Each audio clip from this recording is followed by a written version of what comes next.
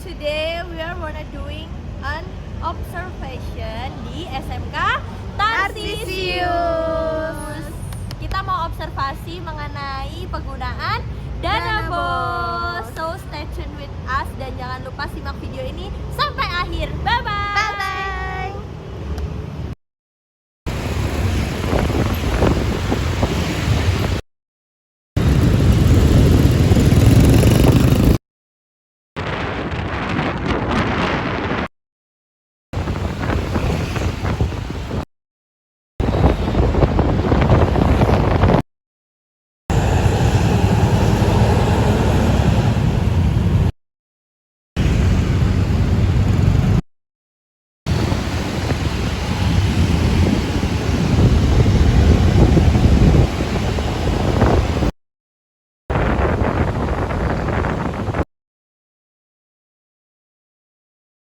Sebelum masuk ke videonya, mari kita perkenalan terlebih dahulu ya.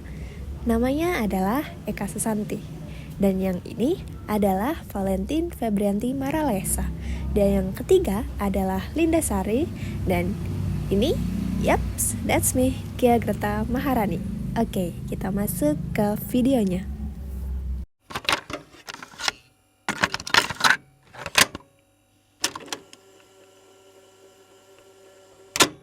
SMK Pangudi Luhur Tarsius adalah sekolah menengah kejuruan swasta yang berada di bawah naungan Yayasan Pangudi Luhur. Sekolah ini berfokus pada pendidikan vokasi yang menyiapkan siswa untuk siap kerja, melanjutkan studi, atau berwirausaha. Dengan dukungan tenaga pengajar profesional dan fasilitas yang memadai, SMK Pangudi Luhur Tarsius menawarkan berbagai program keahlian sesuai kebutuhan dunia industri. Selain itu, sekolah ini juga menanamkan nilai-nilai karakter dan kedisiplinan sebagai bagian dari pendidikan holistik bagi siswanya. Kami mewawancarai Ibu Yuli yang merupakan bendahara dana bos di sekolah ini. Maka dari itu, simak videonya sampai akhir ya. Ibu Yuli, Bendahara Dana Bos SMK Pangudi Luhur Tarsius mengungkapkan bahwa penyusunan anggaran dana bos di sekolah ini melibatkan berbagai pihak seperti bendahara bos, staf TU sebagai kasir, komite sekolah, dan staf internal lainnya. Prosesnya dimulai dengan analisa kebutuhan berdasarkan hasil rapor dan evaluasi kegiatan. Lalu, ditentukan program atau pelatihan apa yang menjadi prioritas. Karena sekolah ini merupakan sekolah swasta, maka dana juga akan disubsidi oleh yayasan, sehingga tidak semua kegiatan bergantung pada dana bos. Menurut Ibu Yuli, dalam penyusunan anggaran, sekolah selalu mengikuti juknis yang berlaku. Jika ada kebutuhan yang tidak dapat dibiayai oleh dana bos, maka akan ditutup oleh dana yayasan agar lebih fleksibel. Rapat penyusunan anggaran diadakan setahun sekali pada bulan Juli bersama dengan komite dan bagian kesiswaan dan harus mendapatkan persetujuan dari yayasan sebelum disetorkan ke dinas sekitar bulan September atau Oktober. Ibu Yuli juga menjelaskan agar anggaran dana bos tepat sasaran, yaitu dengan cara setiap departemen wajib merancang program secara detail sebelum penyusunan dimulai.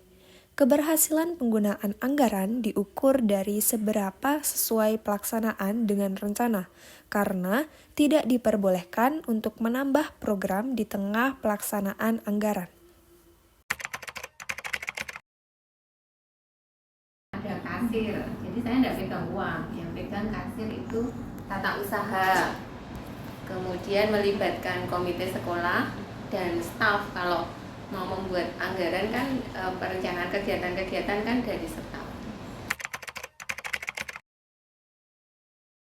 Sekarang kan kalau menyusun anggaran itu juga berbasis rapot sekolah.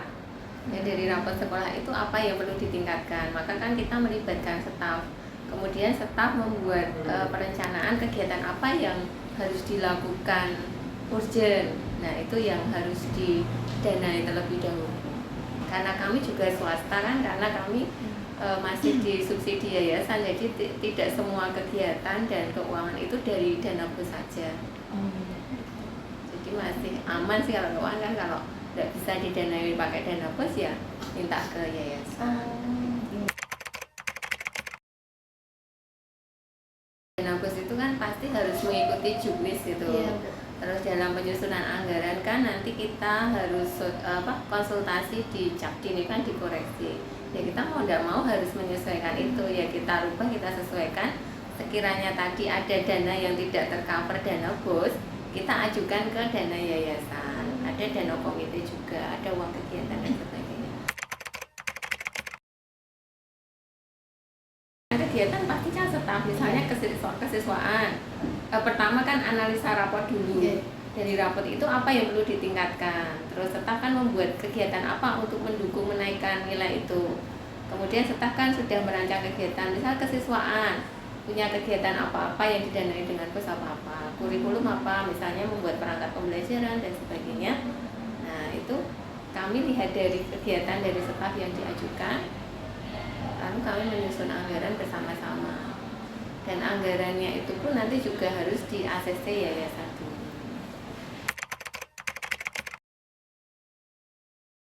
Ya diri itu dirancang dengan sungguh-sungguh, harus sedetail mungkin. Maka kami kalau minta jadi kan kami tidak membuat sendiri, jadi per orang udah membuat kegiatan, misalnya ya kesiswaan, katakanlah kegiatannya misalnya kelas meeting, kan tidak semua bisa didanai bos, kayak konsumsi itu kan tidak boleh, kadang kita lebih amannya tidak bisa pakai konsumsi. Nanti dia ngerancang yang didanai pakai bos apa, ATK ya dirancang sampai sedetail-detail harganya.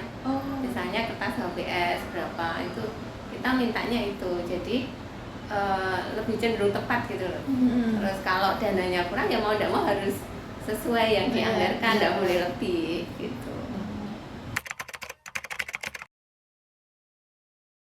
Kalau kebetulan kalau lomba-lomba itu kan tidak boleh didanai dengan bos, maka kami selama ini minta ke yayasan.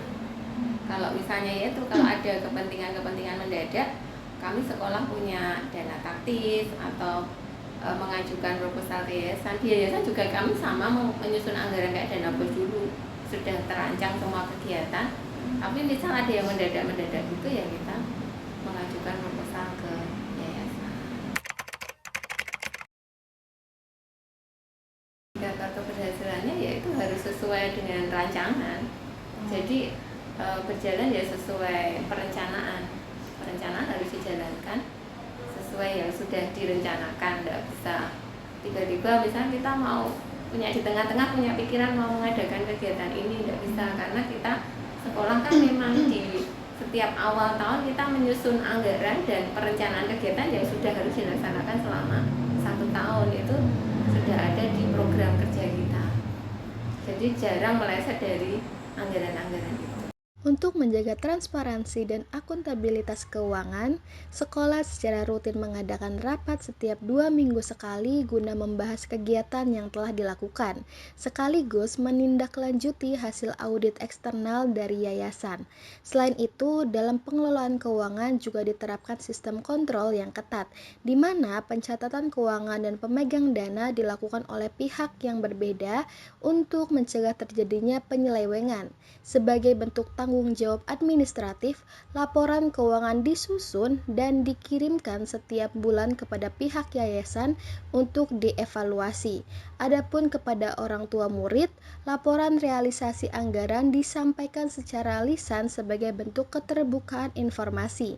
Dalam hal pendanaan, anggaran keuangan sekolah didukung oleh 2 sumber utama, yaitu dana BOS dari pemerintah dan bantuan dana dari yayasan. Penting untuk diketahui bahwa yayasan tidak hanya mengaudit dana yang mereka salurkan, tetapi juga melakukan audit menyeluruh terhadap seluruh keuangan sekolah, termasuk penggunaan dana BOS, guna memastikan seluruh anggaran digunakan secara tepat, efisien, dan bertanggung jawab.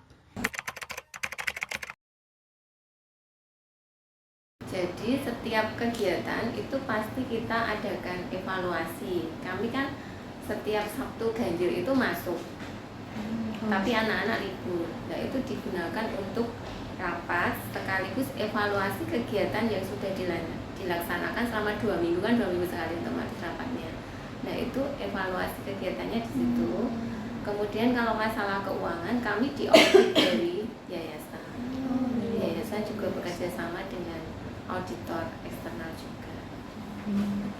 Dan pengendalian kami maka bos itu tidak dipegang satu orang di sini. Jadi Arkas dipegang sendiri, yang anggaran sendiri, kemudian yang pegang uang juga sendiri. Jadi ada kontrol gitu loh. Kalau di akuntansi kan ada pemegang uang dengan pencatatan kan harus berbeda, biar tidak terjadi penyelewengan gitu kan. Maka kami beda, kasirnya ada sendiri, pencatatannya ada sendiri. Ada sendiri-sendiri. Nanti yayasan tiap bulan tata usaha mengirim laporan ke yayasan. Ada. Berarti kalau yayasan setiap bulan, kalau yang ke dinas pendidikan itu berarti dalam setiap semester. setiap semester. Semester aja kita ditagih. Kalau yayasan tiap bulan harus laporan, nanti pengajuan lagi tiap bulan. Sudah tertib kalau yayasan keuangannya. Kami sampaikan pada saat pertemuan orang tua murid dulu. Terus orang tua kan juga tahu, misalnya seperti kegiatan UKK nanti tidak ditarik biaya, didanai dengan dana bos. Nah, itu kami sampaikan. Kegiatan misalnya kami kunjungan tidak menarik biaya, semua ada didanai dengan dana bos. Banyak kegiatan seperti uji kompetensi itu kami ambilkan dari dana bos.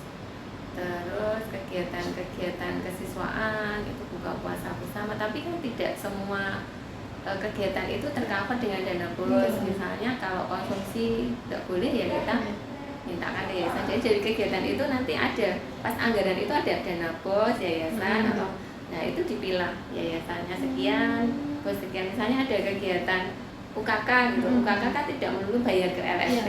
Misalnya bayar LSP per orang 350 dana bos, kemudian konsumsi asesor, konsumsi guru misalnya dimintakan yayasan. Jadi nanti yayasan berapa, bos berapa.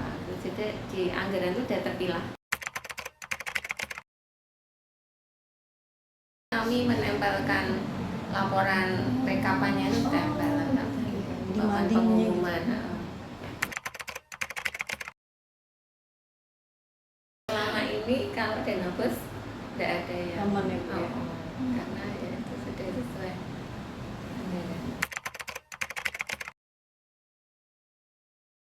Kan itu sudah ada aturannya. Nanti kami kan dapat info apa saja yang harus dilaporkan. Di bos itu kan pakai program Arkas. Di sana sudah ada apa saja yang harus dicetak. Misalnya ada PKU, bukti kas tunai, bukti bank, bukti pajak, itu kita tinggal mencetak dari sistem itu. Nah, yang kita laporkan itu nanti dalam bentuk PDF. Jadi sana nanti dari dinas itu sudah minta apa saja yang harus dikirimkan. Jadi semua sekolah sama. Apa saja yang harus diminta dinas itu ya kita kasihkan. Itu nyetak dari Arkas itu. Tapi kita tetap harus menyiapkan bukti-bukti pendukungnya. Seperti nota-nota itu tetap kita siapkan. Berarti kalau notanya juga di scan gitu Bu? Enggak, yang diminta hanya ya dari Arkas, tapi nota-nota kita simpan nanti ketika diaudit baru itu dicek. Kalau dana bos kan itu sampling, kebetulan kami belum pernah diaudit. Tapi kalau yayasan yang audit seperti auditor itu pada umumnya gitu ya Bu? dicek semuanya satu persatu sampai bukti kasir ya, sampai uangnya ada Honda itu dicek di bank berapa, uang kasnya cash tunainya berapa, seperti audit biasa. Berarti nanti hasil akhirnya juga kayak opini auditor seperti itu ya? Iya, ada laporannya nanti dikasih. Tapi yayasan hanya mengaudit penggunaan dana yayasan atau mengaudit Sama penggunaan bos dana juga. bos juga? Oh, berarti Juga semuanya ya? dilihat, semua keuangannya dilihat.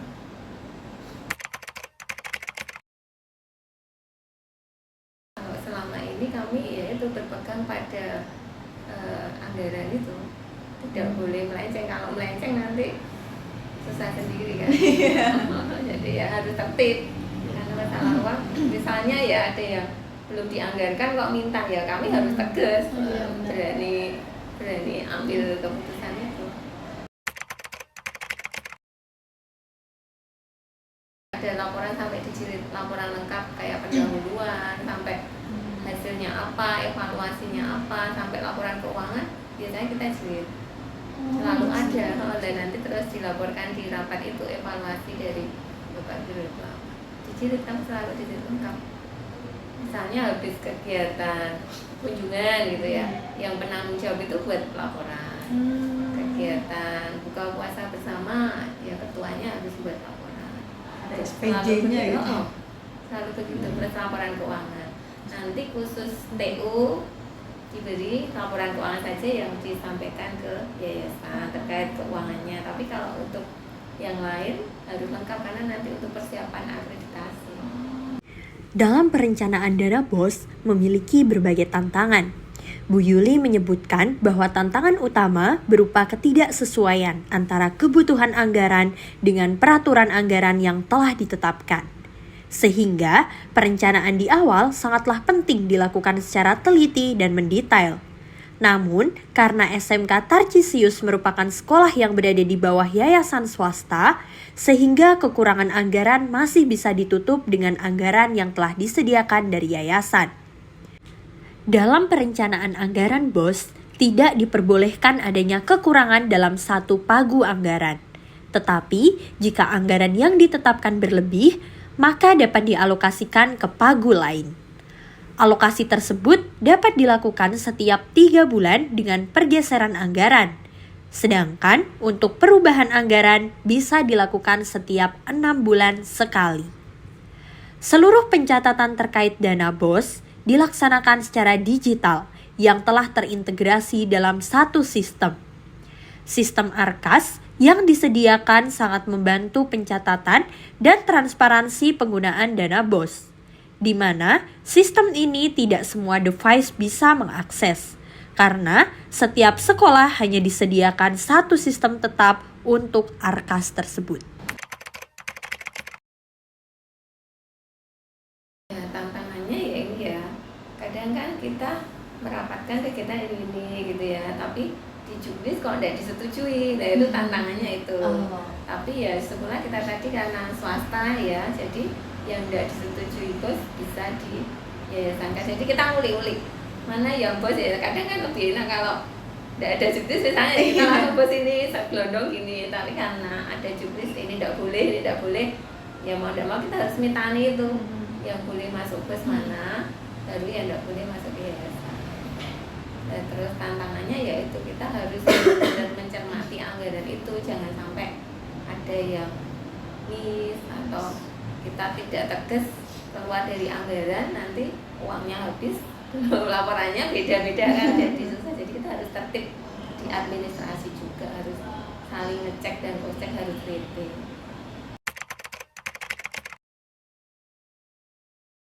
Kalau BOS itu kan kalau kurang nggak boleh. Nggak boleh dialokasikan gitu buat. Misalnya kita menganggarkan kertas harganya 15.000, harganya jadi 18.000, yang bisa dilaporkan hanya 15.000. Tapi kalau lebih kita bisa, katakanlah listrik kita habis 11 juta misalnya ya, tapi kita menganggarkan 12, masih sisa 1 juta toh, itu nanti bisa dipindahkan gitu ke anggaran yang lain. Kalau sisa ya itu berarti ya gitu. Bisa tidak melebihi secara keseluruhan gitu. Maka jangan sampai kurang ya istilahnya ya kalau kurang ya tidak bisa, pokoknya sesuai itu anggaran. Kamu dulu misalnya ngajukannya 5 juta mau habis 6 juta ya tidak boleh, itu sesuai anggaran. Ya bagaimana caranya, tidak boleh lebih. Sisanya ada nanti boleh melakukan perubahan itu setiap 6 bulan, setiap 3 bulan nggak ya, bisa perubahan, bisa setiap dirubah. 3 bulan. Nanti ada info dari dinas itu bisa melakukan perubahan atau pergeseran. Kalau perubahan kayak setiap 6 bulan sekali. Nah, pergeseran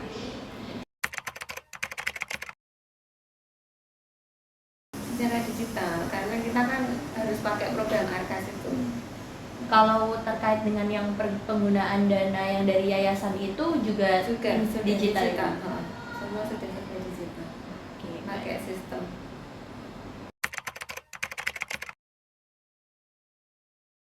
Ya ada, kan kita otomatis Basuki mau ya semakin ada dana semakin bagus harusnya ya. Jadi semakin banyak kegiatan yang bisa kita lakukan walaupun kita dari dulu juga didukung oleh yayasan.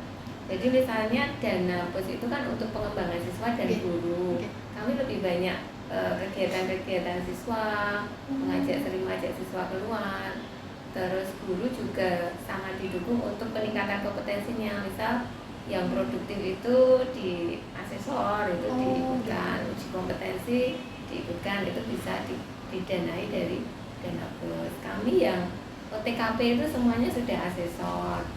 Kemudian yang MPL, yang akuntansi ada 3 dan kita sering mendapat tugas dari LSP itu uji, ada yang untuk universitas juga uji kompetensi itu misalnya akuntansi gitu kami dilibatkan karena memang pengembangan gurunya benar-benar diperhatikan gitu ya.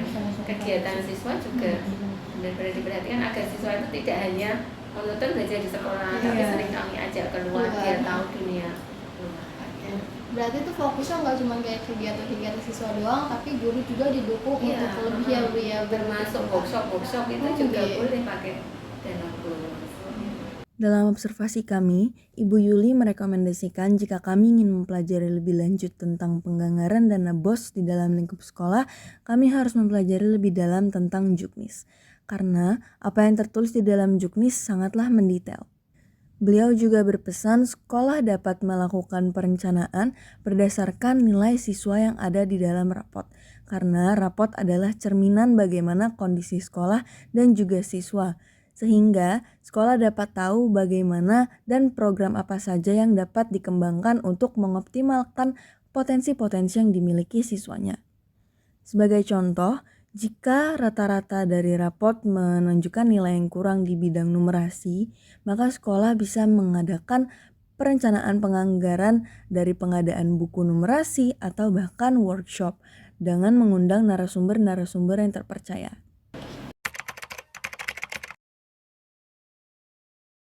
Jadi yang pertama ya mempelajari Juknis.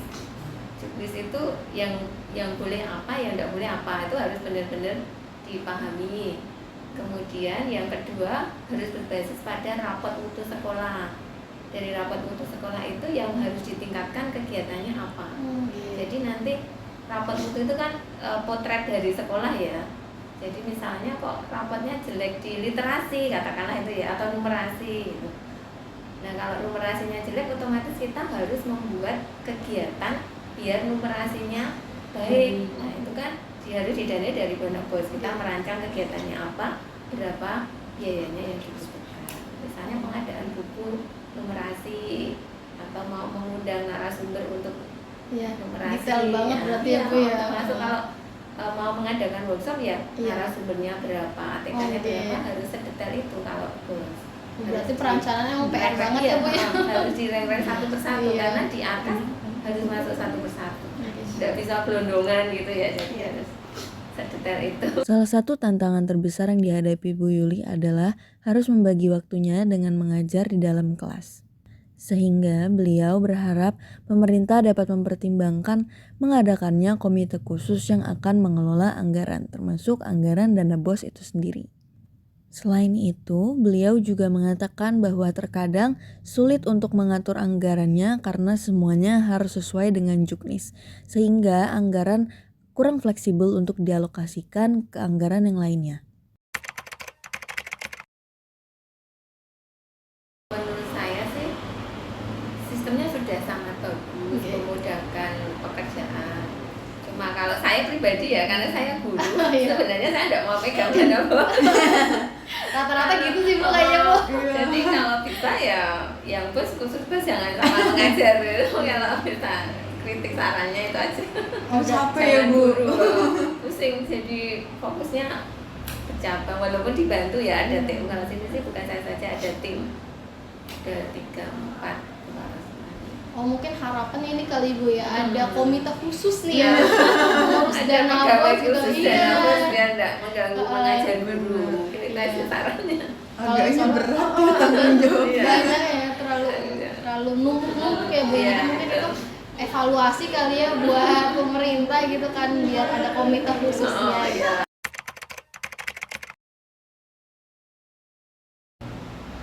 gitu. Kadang kesulitan kami harus menyesuaikan dengan jurus itu loh. Padahal kita pengen ini katakanlah, tapi tidak boleh. Misalnya gitu, kesulitannya itu. Oke, berarti kalau bisa kayak lebih diperluas supaya yang program-program yang lain konsumsi contohnya bisa dibiayai gitu. Lomba, kalau misalnya gitu ya, Iya, lomba bener itu banget. kan tidak boleh tuh. Oke. Padahal lumayan Bu ya dan yang dikeluarkan. Iya, betul.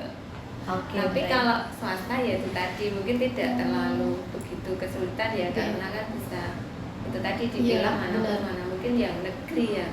Ada tambahan dari yayasan gitu ya Bu ya Kalau kalau negeri kan swasta. murni baru bos kayaknya, Oke, jadi harus benar. pusing. Iya. Bayangan saya loh. Iya, benar. Dari observasi ini, kami dapat mengetahui bahwa SMK Pangudi Luhur Tarsisius sangat berupaya dalam mengoptimalkan segala sumber dana untuk mewujudkan pembelajaran yang efektif, efisien, dan juga mengembangkan potensi-potensi yang dimiliki oleh para siswanya. Bu Yuli juga dengan tegas menyatakan bahwa tidak ada pungutan apapun yang dipungut kepada siswa dan juga orang tua selain dari biaya SPP.